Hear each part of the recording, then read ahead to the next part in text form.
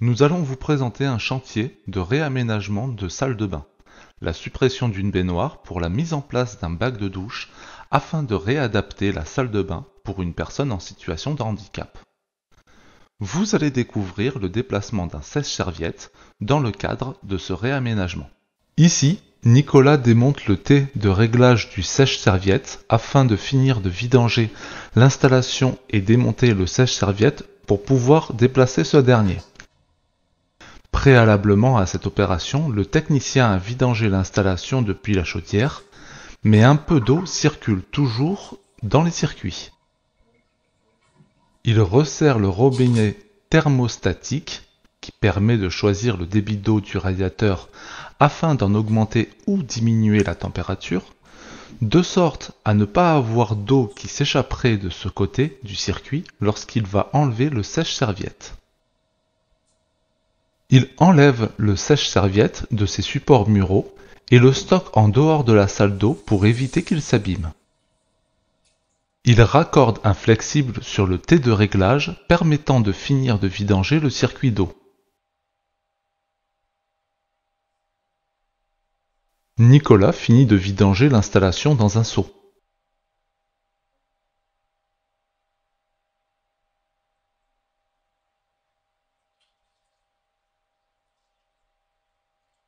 Il recoupe les tuyaux départ-retour qui alimentent le sèche-serviette afin de les réutiliser au futur emplacement du sèche-serviette.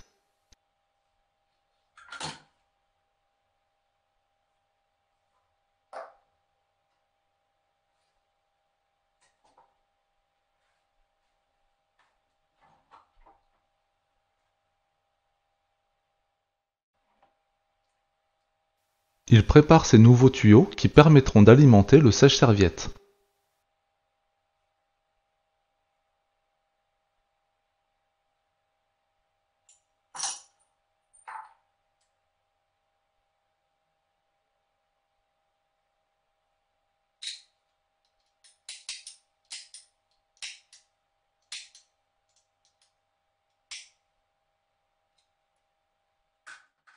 Il fait passer ces tuyaux dans les trous qu'il a préalablement percés dans le placo.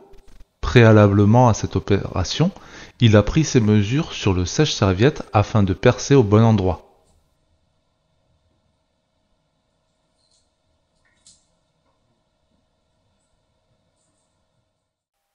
Nicolas met en place de la filasse ainsi que de la pâte à joint sur son raccord. La filasse et la pâte à joint permettent d'assurer l'étanchéité des filetages métalliques.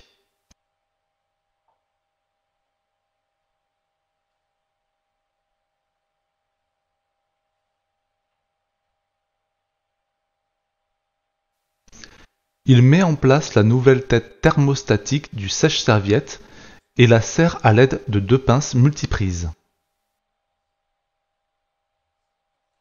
Il met en place des renforts en OSB, panneaux de bois en lamelles orientées, derrière le placo, permettant d'assurer plus de rigidité à l'ouvrage et permettant d'assurer que le poids du sèche-serviette n'endommage pas le placo de la salle de bain. Le technicien, après avoir remis en place les supports muraux, pose le sèche-serviette dans ce dernier.